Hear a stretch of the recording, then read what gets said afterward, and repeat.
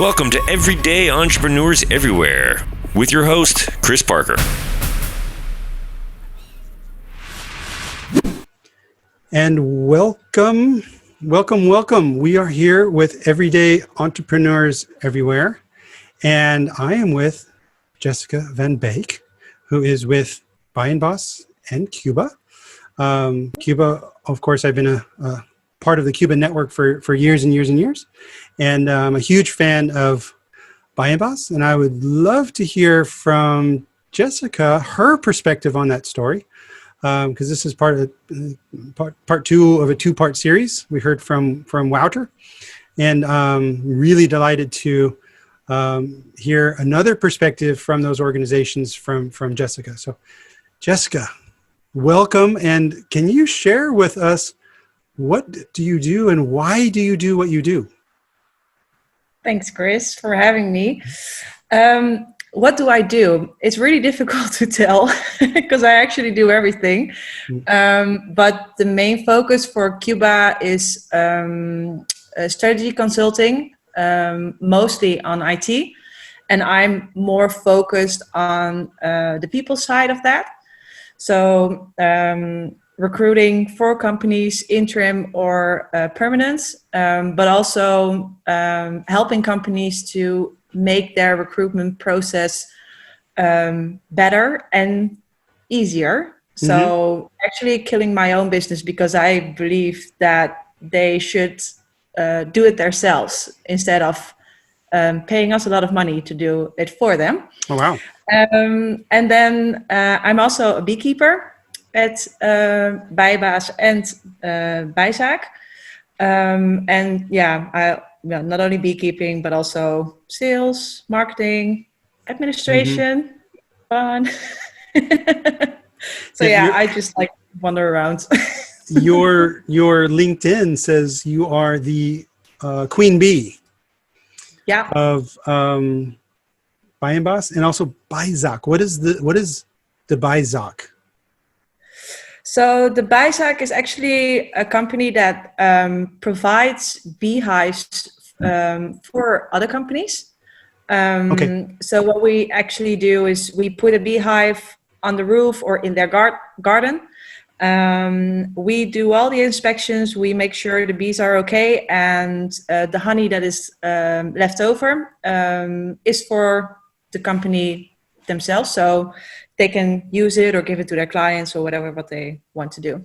Yeah, I love that honey produced by bees on their property, can they be, given to their guests at their reception desk or their employees and, logoed up. And I just think that's super, super cool. So Jessica, why do you do all of this? What, honestly, I've known you for quite some time, and I don't think we've ever gotten to this.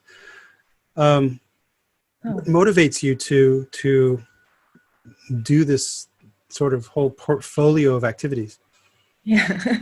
So, yeah, I'm just having fun actually. So yeah, that's what I really like, because, there's a lot of freedom within these companies. And if you say, maybe this is a good idea, everyone's like, okay, go for it, do it. And I think that's a really good driver for me to have the opportunity and the freedom to do what I think is good. And just see what happens and just pick it up, go for it. And, it leads you somewhere eventually. Yeah. And not everyone, sadly, chooses their sort of professional vocation based on fun level. So how do you get away with that? Is that even allowed? Yeah. Well, if I do it, it is allowed. Yeah. I'm not sure. I mean, what I see when I talk to my friends or colleagues or other people that I bump into, a lot of people have money as a motivation to do, to have some kind of income. And that's, a big part of it, of course, that you need in your life. But I always ask the question to them, okay, so where's the fun part in your work? Or And yeah, for some people, it's really difficult to tell me that because they're so used to just do their work, get the money, and live their life. Yeah. So how do I do it? I think it's also a combination of being who I am, but also claiming the freedom that I need to have fun. Yeah. What do you mean by claiming the freedom? Well, I know what I have to do to run those companies. Mm-hmm. There are certain things I need to do, and some of them are not a lot of fun, but you have to do it. Mm-hmm. But if you find a way to make space and talk to your employer or whoever you have to, and get their how do you say that? Yeah, get the confidence and have get the responsibility and show them you can do what you have to do, but also show them that you can do more, and you can create that effect with each other, and get that space. Then I think you can do a lot and have fun with it. Yeah. Sometimes I ask what people consider asshole questions sometimes. And I asked you if there's anything I shouldn't bring up, and I'm going to bring up something that's your book. I think you had a lot of fun researching and writing your book. And for some reason, the publication of it has not met the fun threshold. Yeah. Tell me about the fun factor of the book, and maybe share with people on what motivated you to really, I think, put your view and perspective down in writing. Yeah, so, well, a big part of my job is searching the right people for the right job. And one of those positions is the CIO role or IT manager, depending on what they call it.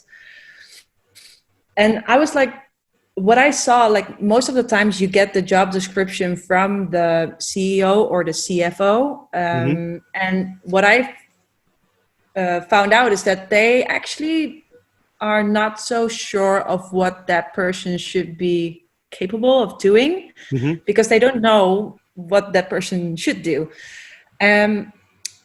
Besides that, I think the most important part are the social skills. Yep. So you have a company, you have a management team or whatever you call it. What's the dynamic in that team? What's the dynamic in the team that reports to the CIO? What is the goal of that company? All that kind of stuff is so important to create the right match between the company and the person. So that's why I thought, okay, if I talk to a bunch of CIOs or IT managers and ask them what they think is important to have, if you talk about skills and that kind of stuff, to be great in that role. And that was a lot of fun because, I had the opportunity to ask them a lot of questions and the asshole questions as well. So I did the interviews and I really loved that to because, most of the times when I talk to CIOs, we talk about, okay, so what are you doing and what's your strategy and blah, blah, blah, but not really about that person and how they feel in the company and that kind of stuff. So that gave me more information about how those people feel in the company and how they think what they should do. So then I started writing, and I have it, I think maybe 90% complete. But I'm not the kind of person that loves to be in the spotlight. So when you asked us to be on the podcast, I said to Wouter, you should do it. And then you said, no, I want both of you. And I was like, okay, no, the big man should do it. So I'm not scared of what people will say about the book, because I know it's good, because I did a lot of research as well. But I think it's the spotlight thing. I'm not so, I want to be behind and do my stuff and Well, be that's me. also why it was important for me to have you both. And there's other people, in Cuba and Bayan Boss as well. But sorry. But there is the sort of the Wizard of Oz, the lady behind the curtain who is making so much of it happen, and that is a important part of any entrepreneurial effort. So I'm going to keep giving you a hard time about the book until it's published, just so you know. But we can stop talking about it on the podcast. I'm really curious to see what you've created. If we can loop back to one of the things that you support organizations with, and I think also through the research that you did for the book, is how to help companies improve their own search capabilities in order to make yourself obsolete. Can you share a little bit about your vision and tactics on maybe one or two pointers on how an organization can find the right talent without always going to an external agency? Yeah. So I think one of the things you should start with, if you describe the process of recruiting, which is actually, I think, pretty easy. You have a candidate, you have a role, you match it, not with tooling, but really look at the resume and see what that person is writing in the resume and finding out what the driver is for that person. But so we look at the processes, we pick a tool for the recruitment process. I think there are plenty of tools that are pretty fine you can use and are pretty easy to use. And then the last phase of that process is actually train the recruiters who are responsible for that process on how they have to look at the resumes, how they should do their interviews, and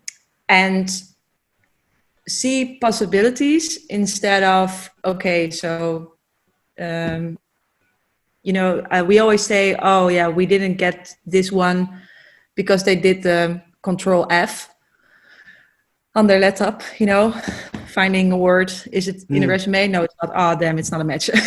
Yeah. Yeah. Well, I think you're oftentimes also involved in leadership search and selection. And I think at some point, call it the soft skills become more important than the hard skills at some level in an organization. There's a shift. Do you see a difference in search process based on level and company? I don't know. How do you adapt it to the context? For me, that's always the hard part, is because each company is a unique, organism of the people involved. How do you find people that are sort of synergistic with that organism? Yeah, I think like every search is different, so it's never the same.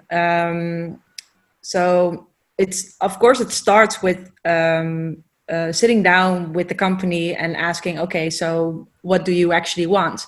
But I think 70% of the time they just shove me a job description. They say, this is it. Yeah.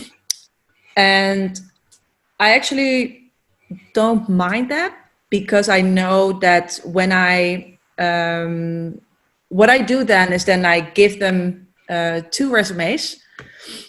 One that is like exactly on point of the job description, and the other one is an atypical one that they will be like, why does she do that? Why is she doing that? Because then I can start the conversation with them, saying, okay, this is what you have written down, that person. But if you choose that person, you will get what you already have. Knowing you want to grow or you want to go another way, probably this person will fit more in the long run. So, and then we can start a conversation. But I see a shift in companies putting more effort in really telling what they want and looking for.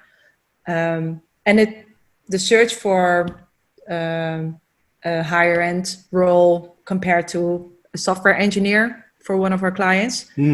I think my approach is the same, but the way you connect with them is different. Yeah. Something I've never understood is, and having hired a lot and even done selection through Cuba with you, and been selected by Cuba for, I've been all over those processes with you. What I've never understood, and I still don't understand, is the hiring manager has a need. Oftentimes there is a standard job profile on file at a corporate for a software developer, for example. Sometimes that profile is actually put to market with certain requirements, but there's already a gap between what the hiring manager actually needs with the profile. And then if you're lucky, an HR person will have modified the profile based on what that person interprets, and then maybe given it to a search agency, which is then interpreted again to the different set of requirements, and then it's put out to market. Usually it's put out to market without a salary indication. Yeah. And then the audience is invited to send a resume or a CV in, written in a different format. And that's what I just have never understood. So why is a CV not written as an answer to the job requirements? Yeah. Because then it's a whole line of interpretation, and because it's designed so poorly, now they're trying to use AI and other tricks in order to optimize a already broken system. So I know for me, I would love to see the future of this search thing to somehow get from the hiring manager or even that team a real description of what they're really looking for, and then expose that to candidates. And allow candidates not only give their resumes and CVs, but also demonstrates how they actually fulfill the requirements. Because for me, it could be such a much more pleasant experience. But I don't know. What do you think?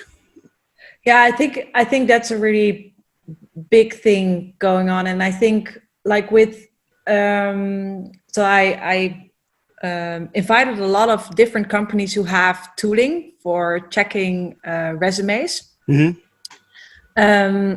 And I all tried them out, of course. And what I also do, and that's maybe a little bit mean, but if you write, so what I did is just a resume. I made one up. And then beneath the resume, I put the job description, make the writing in white, and send it into the tooling, and I was 100% match because the words. Bastard! You're hacking it. Okay, because of the words, the word match, the phrase match. Yeah, and that's it. So that's what I always ask my clients, and they don't do it all of them, of course.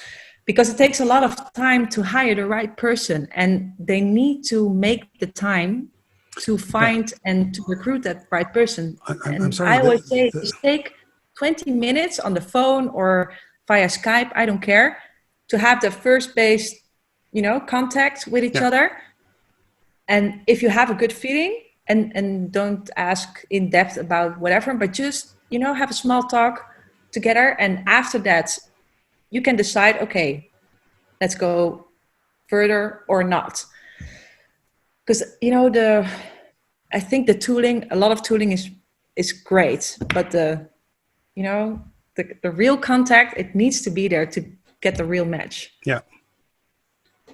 Yeah. And I, unfortunately, I think HR is oftentimes a cost center. Which is, for me, it's just baffling. At least the search, the talent acquisition and retention is complete investment, line item for me as opposed to cost item. But anyways, we're solving a whole history in humanity. But I'd love to debate that more, because I'm wondering if there's a software solution that could trigger the candidates to. Because I've also read that cover letters are hardly even read anymore, anyways. So even if someone does spend time and put them in a cover letter, they're not even read. And then recruiters, it's 3 seconds, 5 seconds is the scanning time for a human. And then if a machine's there, and if you haven't written it for machine readability, it's a friggin' nightmare. Yeah. And getting the right talent is the most important thing for an organization. Full stop. So I don't understand. And then you fell in love with bees. So what? So how did it come from solving the ills of search and selection and recruiting to being queen bee? Yeah, of course it was Wouter. He was so excited about the bees, the 2 hives he had in his garden. And he was like, Jess, you really need to see it and just, stick your head in it and see what happens. And I was like, I always for something new. Stick your head in it? Did you stick your head in it? That's what we always say. Okay. No, tough, but. I want to see pictures of that. No. Yeah. So, I just put on my suit and I went for it. And it was really, I don't know, it was like a really weird feeling because you're so close to the bees and, the sound is really hard actually when you're next to that hive. So your first reaction is you're actually a bit overwhelmed. You're like, whoa, this. But then if you take a breath and just stand there, you're like, oh my God, this is so easygoing. And you can just, by the sound of the bees, you already know if it's going well or not with the beehive. So that then, I was like together and he started to make a business plan and say, well, we should make it bigger and that kind of stuff. And, we always, after work, we sit down, have a beer and a cigarette and talk about stuff. So, and I never can keep up with Wouter. So he already started to, do his thing. And then it was like, okay, well, it's a lot now. Shall I take something over or whatsoever? And he actually educated me as a beekeeper. And then, I don't know, all of a sudden I was just in love. And I was like, yeah, this is such a good combination of, doing the more intellectual work combined with something. We always say, okay, let's go play outside. It's a really nice combination of doing both. Yeah. No, nice, and I love it what you guys have created. You also used the simplicity scan, so the canvas from Ebullient, and not only did you use it, but you also had some other people on the team use it. How was that for you? Like, how did you experience that, and what? Because what I remember is it stimulated some debate and discussion. So, what did it mean to you to go through that experience? Well, for me, it was actually several things. We used other business canvases before. And I didn't like it. I was like, what is this? And I did it because I had to, but I really didn't like it. But with this one, it's made, really simple. Even for your employees, you can, it's way easier to involve them with it than with the other canvases. But also what you said, we had actually a good conversation and a good discussion of, okay, so this is what we're actually doing. We started it went like a rocket and it was really nice to have a more of like a helicopter view on it, what we're doing and where we want to go. And it made it more, for the employees, it was also good to understand what Walter and I were thinking and where we wanted to go. And they also came up with some stuff that were like, oh, okay, it's good to know that you look at it this way. So yeah, it was really nice to use. Yeah, and through that, the idea for the subscription came up as well. So I'm going to keep bothering you for you to publish your book and to give a monthly subscription for Honey. So these are two things that I need in life. So looking forward to that. And buyenbas.nl, we'll put that, if you're in the Netherlands, you can already do an annual subscription where you can buy individual jars, or you can also get, if you're a large corporate, you could get bees on your property. I would like to attribute to you, Jessica, the inspiration to create the sustainability accelerator based on the simplicity scan. I think that came from you. That's how I remember it. It's like, wait a second. You're combining things. Okay, we just did this simplicity scan for Biombos. I think we did one for Cubo as well a bit. But mostly it was focused on the bees. And then couldn't this be helpful for organizations that want to become more sustainable? Tell me what you had in mind when you came up with that idea. Yeah, so when I'm on the roof at the companies, there are a lot of people that come over and say, oh, this is really nice. And I always ask them questions like, so what do you do more regarding sustainability, or what did the other employees say of it, and that kind of stuff. And then it starts a conversation about, so we're looking at making the roof more green or making the building more sustainable and all those bits and pieces. And then when they start talking about that, you can actually see them thinking, oh, these are bits and pieces, but it's not a thought out plan to do it actually in a good way. So that actually triggered us saying, okay, if you look at companies, and also a lot of research say that a lot of employees like companies more if they are putting effort on being more sustainable. So it's it's something that it's really going on at the moment. So, it's like, it was pretty easy to say, we know what strategy is. We know that sustainability is a topic that is going to be booming. And it's something that we actually do and think about every day. So why not combine it and do something with it? Yeah, I loved it. And I hadn't,